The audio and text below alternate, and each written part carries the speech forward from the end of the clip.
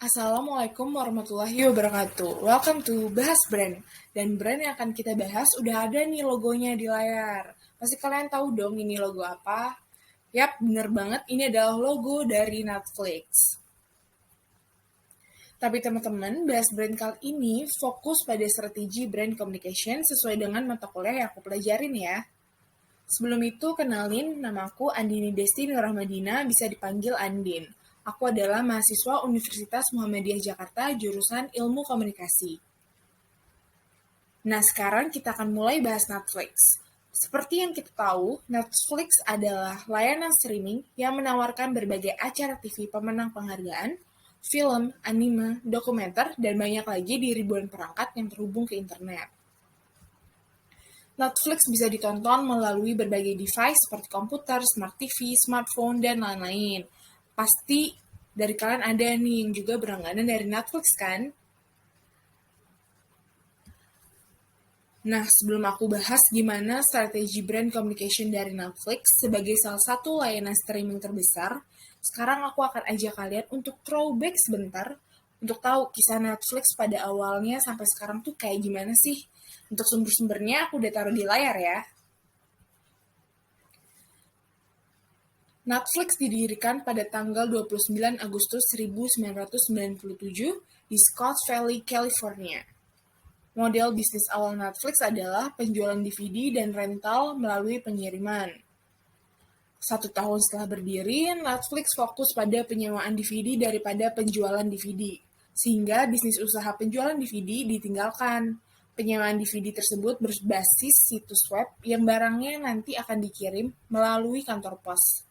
Karena bentuk DVD yang kecil, tipis, dan ringan sehingga memudahkan pengiriman. Nah, ini salah satu keunggulan Netflix pada masanya, di mana kalau pelanggan sudah menyewa beberapa kali, kan akan tertebak nih, dia biasanya nyewa genrenya condong kemana nih, ya kan? Nah, di akun web pelanggannya, dia akan diberikan rekomendasi film secara otomatis yang kemungkinan akan disukai nih sama pelanggannya. Terus tahun 2002, fitur profil diluncurkan agar para anggota bisa membuat berbagai daftar untuk pengguna yang berbeda atau suasana hati yang berbeda. Tahun 2003, keanggotaannya berkembang menjadi 5 juta. Tahun 2004 sampai 2005, diperkenalkanlah streaming agar para penontonnya bisa langsung menonton serial film. Tapi sayangnya eksperimen itu tuh gagal karena sulit banget mendapatkan lisensi dari pihak Hollywood.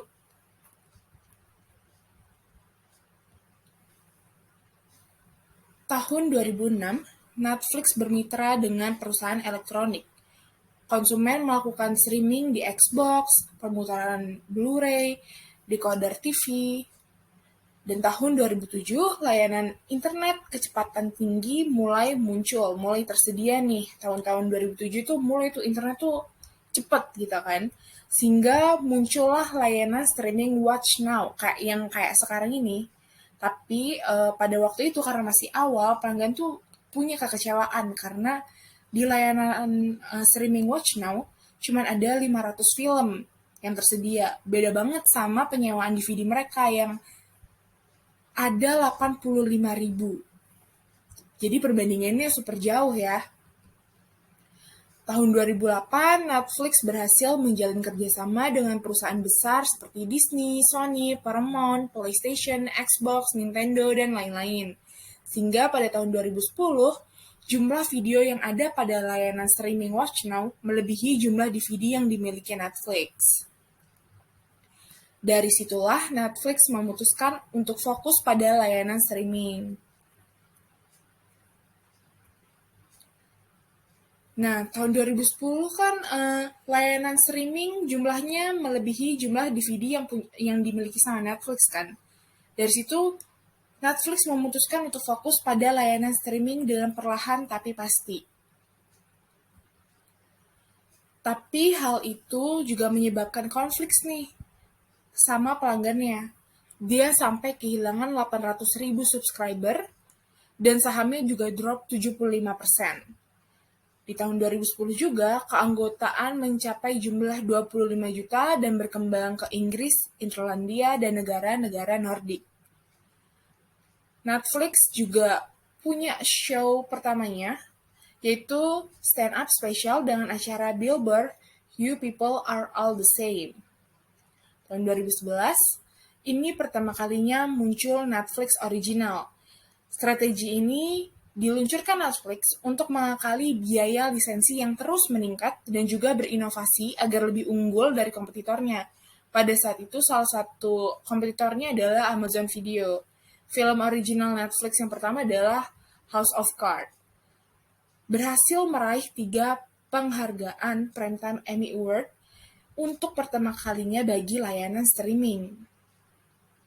Nah, 2011 juga Netflix meluncurkan fitur-fitur yang ada di layanan streamingnya, kayak profil dan daftar saya. Terus juga dari produksi Netflix original, semakin berhasil nih menarik perhatian pelanggan baru untuk berlangganan dengan Netflix. Untuk di Indonesia sendiri, layanan Netflix hadir pada Januari 2016. Pengguna dapat menggunakan layanan Netflix dengan cara membuat akun dan berlangganan. Cuman ada pro dan kontra nih. Telkom Group memutuskan untuk memblokir Netflix per 27 Januari 2016 pada pukul 00 WIB. Dengan demikian, 00 WIB ya maksudnya. Dengan demikian, pengguna IndiHome, Wi-Fi.id, dan Telkomsel secara otomatis tidak bisa mengakses layanan Netflix. Kenapa sih kayak gitu?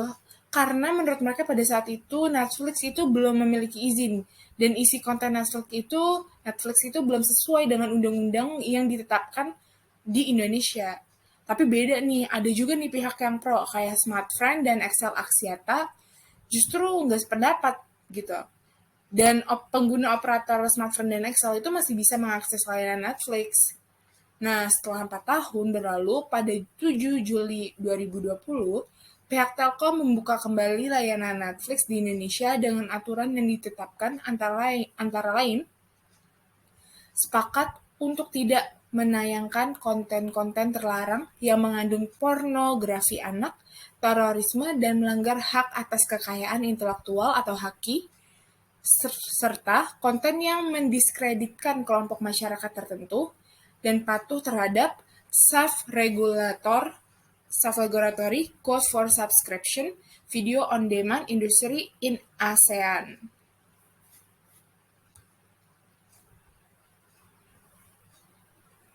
Nah, sekarang kita akan mulai bahas strategi brand communication dari Netflix. Masuk ke logo dan simbol Netflix, logo dan simbol mereka itu kan ikonik banget ya, dengan ciri khas warna merah dan background hitam biasanya tuh. Font yang mereka pakai juga sederhana banget, dengan aksen melengkung di bagian bawah nama brandnya. Terus juga simbol brand mereka juga sederhana tapi tetap unik. Ada kesan 3D-nya gitu kalau diperhatiin. Kayak ada pita merah yang bentuknya zigzag di simbolnya itu. Gitu. Terus kita next ke slogannya. Slogan mereka See What's Next. Apa sih See What's Next itu? Sebenarnya slogan mereka ini punya banyak arti. Gitu. Yang pertama adalah they are creating new content all the time. Jadi mereka akan selalu membuat konten yang terbaru bagi pelanggan mereka. Jadi tunggu aja nih, selanjutnya akan ada apa nih di Netflix gitu. Tunggu nih hits-hits yang akan keluar dari Netflix gitu.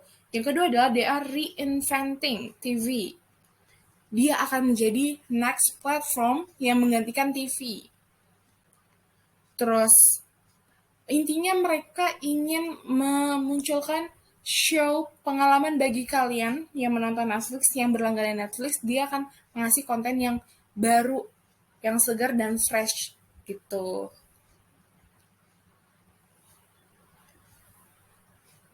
Nah, sekarang aku akan bahas media digital yang dipakai Netflix untuk komunikasi dengan para penonton maupun calon penontonnya. Ada website, YouTube, Facebook, Instagram, dan juga Twitter. Yang pertama nih dari website. Dari sisi desain, mereka pakai warna yang emang udah jadi identitas Netflix. Background hitam dengan beberapa detail merah, ya kan? Kalau dilihat-lihat nih, ada aja tombol merahnya. Terus isi websitenya sangat informatif, berisi informasi seputar film yang ada di Netflix, terutama Netflix original ya. Mereka kan pasti mengutamakan produk original mereka. Ada juga kisah Netflix yang menceritakan tentang sejarah Netflix, berita, pers, terus ada karir. Bagi kalian nih yang tertarik untuk kerja di Netflix, di situ juga dicantumkan informasinya.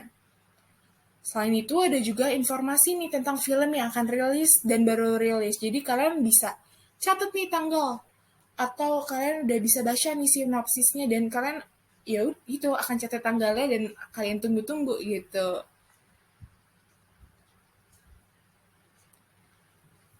Di Netflix ada juga info mengenai 10 film teratas yang banyak ditonton di Netflix. Dan dari berbagai negara ya, kalian juga bisa milih itu mau dari negara mana sih. Jadi kalian yang biasanya kepo nih, apa sih yang lagi trending, film yang di trending itu apa, nah di Netflix itu dikasih nih infonya. Oh, 10 teratas tuh ini. Jadi kalian tetap up to date dengan film-film yang emang disukain banyak orang gitu.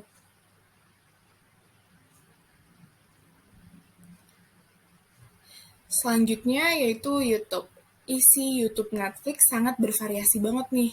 Biasanya sebagai media perilisan trailer, teaser, cuplikan, atau klip yang menarik, mereka juga memberikan informasi mengenai film yang akan datang dalam bentuk video. Karena kan kalau YouTube formatnya memang video ya. Terus tapi ya, walaupun dalam bentuk video tuh mereka tetap edit dengan menyenangkan. Jadi kayak nggak sabar gitu kita, apa aja sih nih film yang akan datang gitu. Terkadang juga mereka membuat video interview dengan para pemain film original Netflix, sehingga penggemar bisa tahu lebih banyak gitu. Jadi kita sebagai penggemar seneng nih, oh mereka ada cerita background ini, misalnya di balik actingnya ada hal yang complicated, atau oh mereka harus kayak gini, ada hal yang challenging buat mereka. Itu kan fans sangat seneng ya, karena mereka akan merasa sangat akrab gitu. Terus memanfaatkan output video, juga Netflix biasanya mengunggah video behind the scene yang mereka garap. Jadi dari Netflix original, mereka bikin nih behind the scene dari Netflix original itu gitu.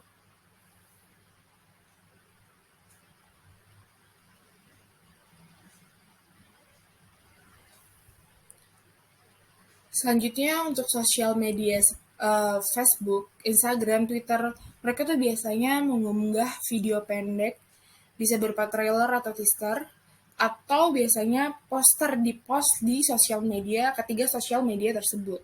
Ya kan, karena berbeda sama YouTube ya. Kalau YouTube kita bisa naruh video dengan durasi yang lebih panjang, dan kadang panjang banget gitu ya kan. Tapi kalau misalnya di platform seperti Facebook, Instagram, dan Twitter, cuma teaser, trailer, atau cuplikan ikonik.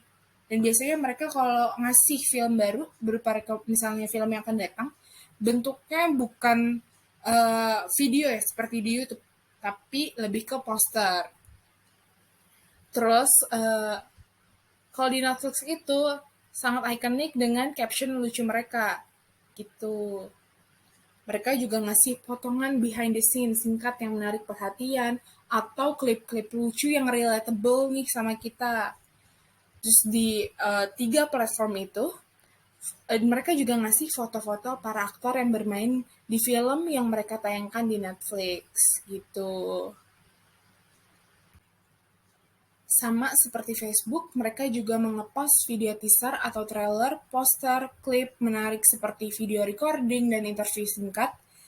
Jika diperhatikan, penggunaan sosial media Instagram tuh lebih atraktif dan bervariatif sebenarnya. Karena mungkin mereka melihat bahwa audiens mereka tuh memang lebih banyak ya yang nongkrongnya di Instagram. Itu kenapa mereka lebih banyak variasi konten gitu di Instagramnya. Konten lainnya juga terdapat film-film rekomendasi. Ini salah satu video. Wait for you to see it. In the movie, I voice a small but mighty stowaway named Maisie Brumble. Hello! Hello? But if I'm being honest, I was secretly hoping to be cast as Blue. Can you blame me? Look at this face. I think I would have been perfect for that role. Let me prove it to you.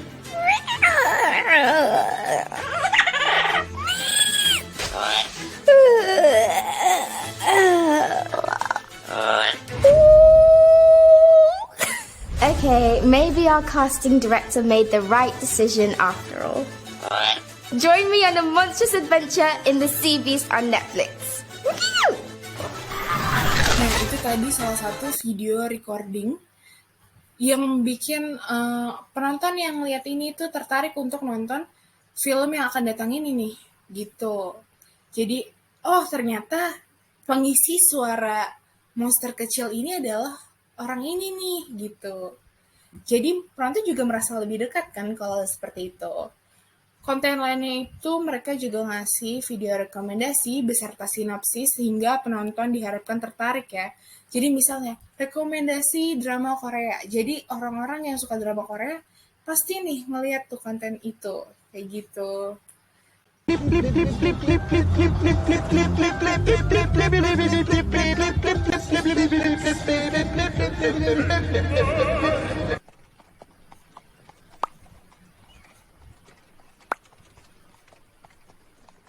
Tadi salah satu klip lucu dari film yang biasanya dinikmati nih sama para pencinta film ya kan, atau meme-meme yang biasanya muncul kayak gini nih, kayak yang di layar, karena relatable dengan kehidupan kita, dan itu biasanya menarik perhatian audiens ya untuk komen kayak gue juga kayak gini nih gitu.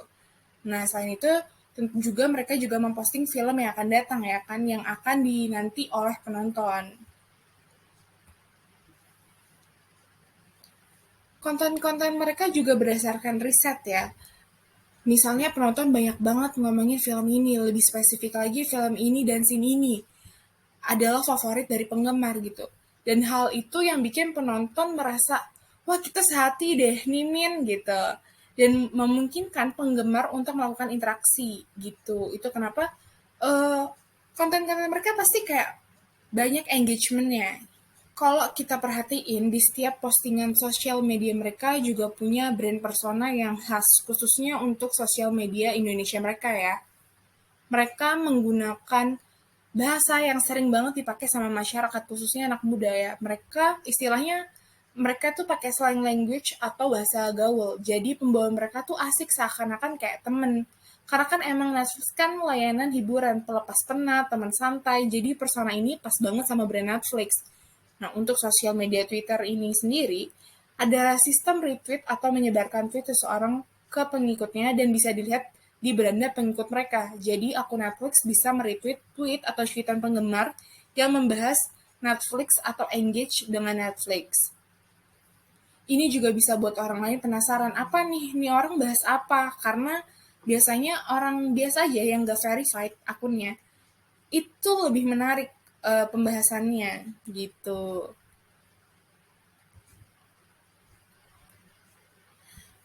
Kalau kita lihat ya, Netflix itu salah satu brand yang percaya dan memperhatikan pelanggannya. Dari awal aku ceritain tentang kisahnya Netflix dari awal, dia tuh selalu nambahin fitur-fitur yang emang ngebantu banget nih untuk penontonnya, untuk pelanggannya. Selalu memberikan kenyamanan dan yang terbaik gitu untuk pelanggannya. Seperti yang aku udah jelasin sebelumnya di story juga, mereka tuh punya engine atau teknologi yang memantau preferensi film seseorang. Fungsinya untuk merekomendasikan film lain yang kemungkinan akan disukai oleh orang berdasarkan film dan serial TV yang telah ditonton sebelumnya. Nah, selain itu, engine milik Netflix ini juga dapat melacak nih kebiasaan pelanggannya itu seperti apa. Terus, seberapa cepat seorang menonton setiap episode dari sebuah serial TV dan berapa banyak episode yang bisa mereka tonton dalam satu kesempatan. Karena kan ada macam-macam orang nonton film ya.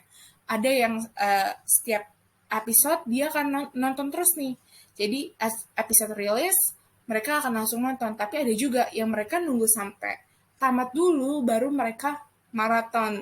Dan data-data dari teknologinya Netflix nih, engine Netflix ini kayak menunjukkan bahwa para pelanggan itu kayaknya akan suka deh sama film eh, original Netflix pertama mereka yaitu House of Cards, dan hal ini terbukti benar karena kan sampai-sampai House of Cards itu memenangkan piala penghargaan kan itu. Jadi emang si Netflix ini selalu memperhatikan pelanggannya nih. Nah, sekarang aku bakal jelasin keadaan Netflix saat ini. Nah, saat ini tuh mereka lagi bekerja keras karena ada sebuah informasi tidak mengenakan. Ada informasi tidak mengenakan karena di kuartal pertama tahun 2022 ini mereka kehilangan 200.000 pelanggan mereka. Apalagi sekarang udah banyak ya kompetitor layanan streaming, termasuk di Indonesia sendiri salah satu kompetitor besarnya itu adalah Disney Plus. Padahal dulu Disney itu kan bekerja sama Netflix, tapi sekarang mereka punya platform atau layanan streaming sendiri. Jadi Netflix udah nggak bisa nayangin film mereka. Selain itu juga, keadaan masyarakat tuh udah mulai membaik karena COVID menurun banyak, jadi orang lebih suka menghabiskan waktu di luar gitu dibanding di dalam rumah. Karena kan pada saat pandemi mereka lebih banyak di dalam rumah terus ya, jadi mungkin merasakan kebosanan gitu. Sampai-sampai karena hal ini, Netflix juga mem-PHK 150 karyawannya. Dan untuk mengatasi masalah ini, Netflix juga punya rencana untuk membuka layanan yang lebih murah, tapi dengan menambahkan iklan di dalamnya. Cukup sekian dari aku. Terima kasih banyak buat kalian yang udah nonton sampai akhir. Mohon maaf seandainya ada data yang keliru dan saya terbuka untuk kritik dan saran. Sekali lagi terima kasih banyak. Wassalamualaikum warahmatullahi wabarakatuh.